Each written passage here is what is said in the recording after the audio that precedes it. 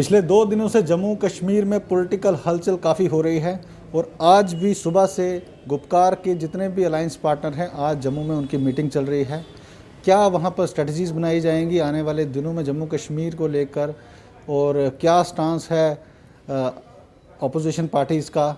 अभी हमारे साथ जुड़े हैं जनरल सेक्रेटरी जम्मू कश्मीर अपनी पार्टी के विक्रम मल्होत्रा जी। इन्हीं से जानेंगे कि गुपकार की मीटिंग जिस तरीके से जम्मू में हुई और काफ़ी लोग जो हैं वो प्रदर्शन भी कर रहे हैं उस मीटिंग का, क्या कहते हैं सर? आप कैसे देखते हैं इस मीटिंग को जम्मू में जिस तरीके से हुई? काफ़ी लोग प्रदर्शन भी कर रहे थे कि भाई इस तरीके की मीटिंग जम्मू में नहीं होनी चाहिए। देखिए, गुपकार डिक्लेरेशन का एजेंडा तो उन्होंने सेट कर लिया है और बदकिस्मती की बात यह है कि ये कश्मीर बेस्ड रीजनल पार्टीज़ जो हैं इनका हमेशा से यही रहा है कि एजेंडा कश्मीर में सेट होगा, अनाउंसमेंट जम्मू आके कर लेंगे जो फैसला लिया। इन्होंने जम्मू को कभी बराबर स्टेक होल्डर्स माना ही नहीं और यही कारण है कि आज भी ये सब पार्टीज़ मिलके कश्मीर से एजेंडा तय करके आई और जम्मू में आके अनाउंसमेंट कर दी और अब दिखाने की कोशिश कर रहे हैं। अगर ये इतने सिंसियर होते जम्मू के पॉइंट ऑफ व्यू को लेके तो मुझे लगता है ये जब एजेंडा सेट कर रहे थे उस वक्त जम्मू के लोगों को बुलाया जाता, तमाम पार्टियां अपने लीडर्स को बुलाती, सिविल सोसाइटी के लोगों को बुलाती तो एजेंडा सेट करते। और जिस एजेंडा पे ये चल रहे हैं वो तो सब जुडिस मैटर है, उसमें सुप्रीम कोर्ट में है कि 370 का क्या होना है।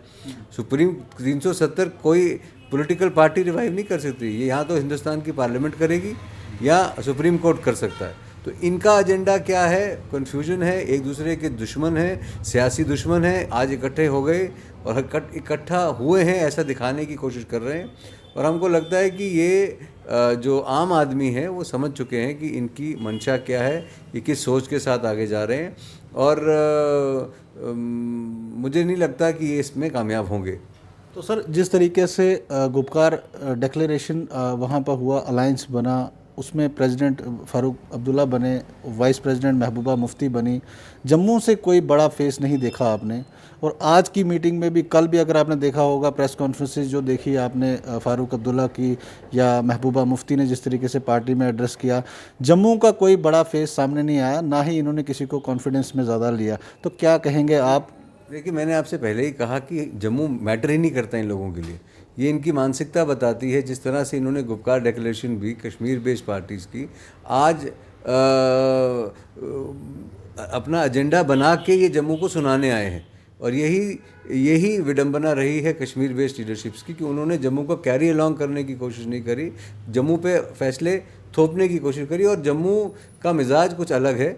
जम्मू शायद ये जो जम्मू बेस्ड पॉलिटिकल पार्टीज़ हैं और ख़ासकर मैं अगर अपनी पार्टी की बात करूं तो हमारा तो स्टैंड शुरू से क्लियर रहा है कि 370 सब जुडिस मैटर है। हमको आगे जाना है, हमको आगे लोगों की बात करनी है, हमको लोगों के जो मसाइल हैं, बेरोज़गारी का मसला है, डोमिसाइल का मसला है, लैंड एक्ट का मसला है, ये सब मसले डिस्कस करने हैं, स्टेट वापस लाना है। तो इनका जो एजेंडा है वो एजेंडा है जो अनअचीवेबल है, जो ये खुद भी जानते हैं कि इनके बस में नहीं है। अब ये अपनी फेस सेविंग के लिए 370 के रेस्टोरेशन का एजेंडा बना के लाए हैं। मुझे नहीं लगता कि आम आदमी जो है वो गुपकार डिक्लेरेशन को ज़्यादा सीरियसली लेता है। तो सर क्या देखेंगे आप, जिस तरीके से गुपकार डिक्लेरेशन की मीटिंग तो चल रही है, हाल फिलहाल अभी रिसेंटली इलेक्शंस भी अनाउंस कर दिए गए हैं, बाई पोल डीडीसी के इलेक्शंस भी अनाउंस कर दिए गए हैं। क्या लगता है आपको कि पीडीपी और नेशनल कॉन्फ्रेंस ने हिंट्स तो दे दी हैं कि वो इसमें पार्टिसिपेट नहीं करेंगे, तो एक तरफ बड़ी अपोजिशन पार्टी जो है वो इलेक्शन नहीं लड़ रही है, दूसरी तरफ इलेक्शन हो भी रहा है, कैसे अभी देखते हैं कि पॉलिटिकल हलचल जम्मू कश्मीर में? देखिए, इनका एजेंडा ये रहा है, आज इनके पास फेस सेविंग को कुछ नहीं है, लोगों के पास जाने को कुछ नहीं है। क्या बोलेंगे ये लोगों को कि हम आपको ऑटोनॉमी दिलाने वाले थे, ग्रेटर ऑटोनॉमी दिलाने वाले थे, सेल्फ रूल दिलाने वाले थे, अचीवेबल नेशनहुड दिलाने वाले थे, आज हम आपके पास क्या लेके आए हैं? They lack agenda now. So उस एजेंडा को, उसके पीछे छुपने के लिए ये अब हो सकता है बॉयकॉट करेंगे जैसा कि लग रहा है और अपने ही लोगों को महरूम रखेंगे। और आज अच्छा है, कल इनको प्रॉक्सी जो खड़े करेंगे ये, उससे बेहतर है कि अपने लोगों को मैंडेट दें और ये टेस्टिंग ग्राउंड, अगर ये इतने ही पॉपुलर है और इनकी बात इतनी है तो ये जीत जाए सारी डीडीसीज। बात यह है कि आज एजेंडा सेट करने की बात है। इफ़ दे थिंक कि लोग इनके साथ हैं और जो पॉपुलर सेंटिमेंट है वो इनके साथ है तो फिर चुनाव लड़ें। हम तो चुनाव, एक नई पार्टी होने के बावजूद, 8 महीने पुरानी पार्टी, हम तो कोशिश करेंगे ज़्यादा से ज़्यादा सीटों पे हम चुनाव लड़ें। और पर इनको ये इस्टेब्लिश पॉलिटिकल पार्टीज़ हैं, इतने साल इन्होंने राज किया है, आज ये क्यों भाग रहे हैं चुनाव से? तो सर 3 टायर सिस्टम जिस तरीके से मजबूत करने की बात की गई है जम्मू कश्मीर में और इलेक्शंस भी हो रहे हैं, क्या देखते हैं आप? कांग्रेस पार्टी जिस तरीके से कहती है कि भाई ये इलेक्शन अगर होगा, अगर इसमें कल को कोई हादसा हो जाता है या जिस तरीके के इंसिडेंट कश्मीर में सामने आ रहे हैं तो उसके जिम्मेदार बीजेपी होगी। देखिए, बहुत बड़ी विडंबना है जब आप सरकार को 4G चलाने को कहते हैं, ये कहते हैं हालात ठीक नहीं है। 4G चलाने के लिए हालात ठीक नहीं है, DDC चुनाव करने के लिए हालात ठीक है, पंचायत सरपंच चुनने के लिए हालात ठीक है, जो सबसे मुश्किल काम है इस दौर में, और 4G चलाने के लिए आप क्लेम करते हैं कि हालात ठीक नहीं है। और दूसरा, 3 टियर एम्पावरमेंट होनी चाहिए, 73rd 74th in letter and spirit होनी चाहिए। पर इन्होंने किया क्या? इन्होंने डायरेक्ट इलेक्शन से जो इंस्टीट्यूशन था पंचायत का, पंच और सरपंच का, उसको रिडंडेंट कर दिया। आज जो चुन के आएगा DDC का, वो कहाँ मानेगा किसी पंच या सरपंच को, क्योंकि वो तो डायरेक्टली लोगों द्वारा चुना गया। इन्होंने इलेक्टोरल कॉलेज जो बनना था DDC के लिए, उसको बदल दिया, एक नया एक्सपेरिमेंट करने की कोशिश की।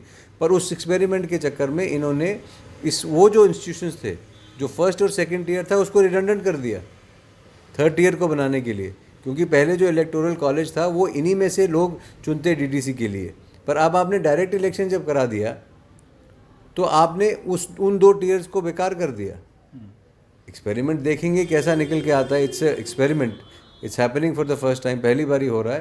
पर और उसके साथ साथ आपने कोई प्रोविज़न नहीं रखा कि जब फंडिंग होगी इन DDCs की, इनकी वो जो ऑम्बड्समैन अपॉइंट करना था, इंडिपेंडेंट इलेक्शन अथॉरिटी आपने अभी बनाई, ऑम्बड्समैन अपॉइंट करना था, उसके लिए आपने कोई प्रोविज़न नहीं रखा कि जो पैसा आएगा उस पर कैसे अंकुश लगेगा कि वो सही खर्च हो रहा है कि नहीं हो रहा है। और फाइनेंशियल कमीशन जो इसका इंडिपेंडेंट होना था, उसके लिए अभी तक कोई बात नहीं। हो सकता है आने वाले समय में ये सब हो। और जिस तरह से कॉन्स्टिट्यूएंसीज को बनाया, कार्व आउट किया गया, और वो भी, और जिस तरह से रिजर्वेशन की गई, रैंडम रिजर्वेशन की गई, कई जगह 3-3 लगती हुई कॉन्स्टिट्यूंसीज फीमेल रिजर्व कर दी गई, कई जगह SC कर दी गई। कहीं ऐसा लगता है कि एक राजनीतिक दल को फ़ायदा देने के लिए ये रिजर्वेशन और इस तरह से की गई। तो ये तमाम तरह की बातें हैं, पर सब कहते हुए मुझे लगता है कि चूंकि ये चुनाव हो रहा है और ये डेमोक्रेसी, प्रजातंत्र को ताकत देगा, और इस समय पे हो रहा है, जो पुलिस के लिए, सिक्योरिटी फोर्सेस के लिए बहुत बड़ा चैलेंज रहेगा, इतने लोगों को सिक्योरिटी प्रोवाइड करना और ऐसे हालात में चुनाव को सक्सेसफुल कराना, वो सरकार के लिए बहुत बड़ा चैलेंज रहेगा। तो सर मेरा एक क्वेश्चन ये रहेगा कि जिस तरीके से पहली बार ये चीज़ देखने को आ रही है कि कश्मीर बेस्ड पॉलिटिकल पार्टीज़ अब डोगराज की बात कर रही हैं। महबूबा मुफ्ती का स्टेटमेंट अगर आपने सुना होगा, फारूक अब्दुल्ला का स्टेटमेंट अगर सुना होगा, और वो बातें कर रहे हैं कि डोगरा आइडेंटिटी जो है वो ख़त्म हो जाएगी और महाराजा के नाम पर अब वोट उनको मिलना चाहिए। तो महाराजा का अभी तक जम्मू कश्मीर में उनका जन्मदिन को लेकर ही एक सियासत है। तो आपको क्या लगता है कि पहली बार जम्मू में आकर इस तरीके से वोट मांगने की सियासत, उसको आप कैसे देखेंगे? देखिए, जहाँ तक लैंड लॉज का सवाल है या डोमिसाइल जॉब्स का सवाल है, हमारा ये मानना है जम्मू कश्मीर अपनी पार्टी का कि ये एक कलेक्टिव ब्लो है, ये एक जम्मू और कश्मीर को बराबर का धक्का है। इसमें ये नहीं है कि आपने कश्मीर को धक्का दे दिया और जम्मू को फ़ायदा है। उसमें ये समझ अब आना बहुत ज़रूरी है। चाहे आप आज महबूबा मुफ्ती के मुंह से सुन रहे हैं, चाहे आप फारूक अब्दुल्ला साहब के मुंह से सुन रहे हैं कि इसमें डोगरा कल्चर जो है, वो डोगरा आइडेंटिटी को ख़तरा है, और वाकई में ख़तरा है उस लिहाज तक, क्योंकि जो पहला प्रहार होगा इसका, जो एथनिक माइनॉरिटीज़ जहाँ भी हैं, आज लद्दाख वाले 6 शेड्यूल में लड़ाई क्यों कर रहे हैं कि हमको 6 शेड्यूल में डालो? क्योंकि उनको पता है कि हमारी जो माइनॉरिटीज़ हैं, अगर बाहर से लोग आ गए, आने वाली जो पीढ़ियाँ हैं हमारी, वो लद्दाखी कल्चर, भाषा सब भूल जाएंगी। इसी तरह जम्मू में सबसे बड़ी दिक्कत ये है कि आज यहाँ डोगरी बोलने वाले कम हैं, डोगरी कल्चर तकरीबन अपने चरम सीमा पे है और बिल्कुल खात्मे की तरफ है, और इससे और ज़्यादा उसको कहीं ताकत नहीं मिलेगी, बल्कि वो कमज़ोर होगा। और कोई भी जो डोगरा है वो ये समझे कि आगे से आने वाले 20 साल बाद कोई डोगरी बोलने वाला ना मिले, डोगरी जो कल्चर को फॉलो करने वाला ना मिले, तो एज ए कल्चरल माइनॉरिटी ये हमारे लिए एक चिंता का विषय है कि ये इसको रोका जाए। कोई सेफ गार्ड अगर आपने हिमाचल में दिए, उत्तराखंड में दिए, नॉर्थ ईस्ट में दिए, यहाँ भी दी जाए, क्योंकि हम भी एक एथनिक माइनॉरिटी हैं। तो सर कश्मीर में जहाँ तक कश्मीरी लीडरशिप का सवाल है, वो आज इस बात को इसीलिए उठा रहे हैं क्योंकि उनको लग रहा है ये पॉपुलर सेंटिमेंट के साथ ये बात जा रही है। आज जम्मू के लोगों को ये महसूस हो रहा है कि हमारी जो आइडेंटिटी है वो खतरे में कहीं ना कहीं है।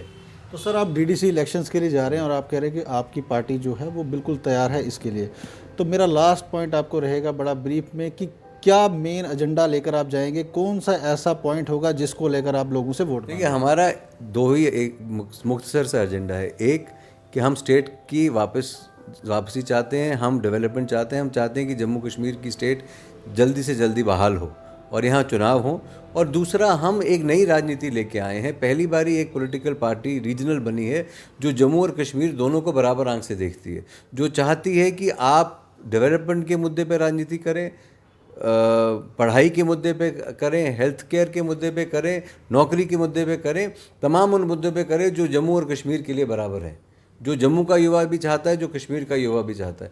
वो आवाज़, वो बदलाव की आवाज़, और जिन लोगों ने 70 साल यहाँ राज किया है एक ना एक फॉर्म में, एक ना दूसरे के साथ मिल के, उनको एक्सपोज करें ताकि एक नई शुरुआत जो है 370 टूटने के बाद, यूनियन टेरिटरी बनने के बाद आज एक नया इतिहास लिखा जा रहा है जम्मू कश्मीर का।